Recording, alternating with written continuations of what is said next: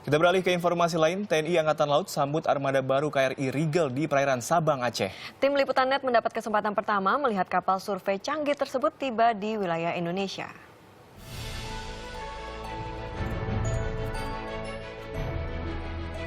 Rabu siang 6 Mei 2015, kapal Republik Indonesia Sutanto berlayar menuju garis teritorial perairan Indonesia di Samudra Hindia.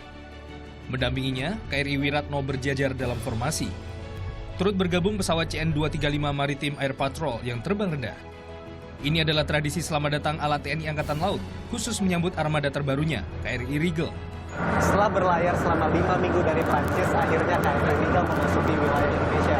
Untuk menyapa keluarga baru ini, TNI Angkatan Laut menjemputnya di wilayah perbatasan di lepas perairan Sabang.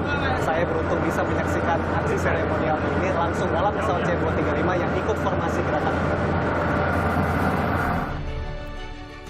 Kedua kapal perang penyambut lalu berbalik arah dan mengawal Rigel dalam langkah pertamanya di wilayah Nusantara. Rigel akan menuju Pangkalan Angkatan Laut Sabang. Bukan kapal tempur biasa, Rigel merupakan kapal survei. Dengan panjang 60 meter dan lebar 11 meter, Rigel akan bergabung di armada Dinas Hidrooceanografi TNI Angkatan Laut. Dengan akomodasi 50 awak dalam kurun 20 hari, Rigel mengoptimalkan teknologi riset terkini. Tugas pokoknya, pemetaan laut, penelitian perikanan, juga meteorologi. Misi eksplorasi inilah yang mengukuhkan nama Rigel di lambungnya. Rigel merupakan bintang paling terang dalam rasi Orion.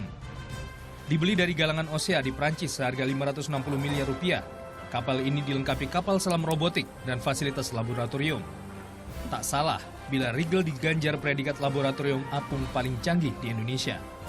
Di kapal-kapal yang terdahulu tidak terdapat AUV atau Autonomous Underwater Vehicle yang bisa bergerak sendiri tanpa kabel untuk mengambil data-data sampai kedalaman kurang lebih 4.500 meter. Kemudian ada juga lagi robotnik kita ROV, Remotely Operated Vehicle, yang itu bisa kita dapatkan kayak waktu pencarian air Asia itu bisa sampai 7.000 meter. Pertama dimiliki kapal asal Indonesia, AUV yang berbobot 300 ton mampu menyelam non-stop hingga 3 hari. Sayangnya, belum bisa diperlihatkan karena pertimbangan rahasia strategis. Pak, jadi sistem kerjanya ini seperti apa? Sistem kerja dari AUV ini sendiri sebenarnya kita tanpa kabel, pure tanpa kabel. Artinya kita akan mengontrol AUV ini sendiri dengan menggunakan acoustic link atau dengan menggunakan gelombang suara di dalam laut. Sebelum pelaksanaan pendeployan ke laut untuk penggunaan survei itu sendiri, kita akan memasukkan perintah. Kita akan memasukkan perintah kepada AUV ini sendiri, yang mana nanti perintah tersebut adalah bisa berupa lajur-lajur yang sudah kita tentukan sebelumnya. Berbobot 550 ton, Rigel hanya sepertiga berat kapal lain di kelasnya, sehingga dapat menjajaki perairan dangkal yang kedalamannya hanya 3 meter. TNI AL akan segera menugaskan Rigel untuk pemutakhiran peta laut Indonesia. Menyandang nama KRI, kapal ini juga dilengkapi kemampuan taktis perang.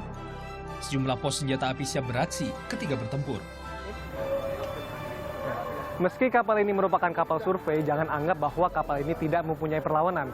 Di atas geladak terdapat 2 senjata mesin 12,7 mm dan yang satu ini adalah meriam 20 mm yang setiap pelurunya mempunyai daya ledakan yang dahsyat dan juga bisa menembak hingga 6 km. Rigel pun dapat mengalihfungsikan peralatan ilmiah untuk perang. Teknologi sonar dan robot selam dapat menemukan musuh seperti kapal selam.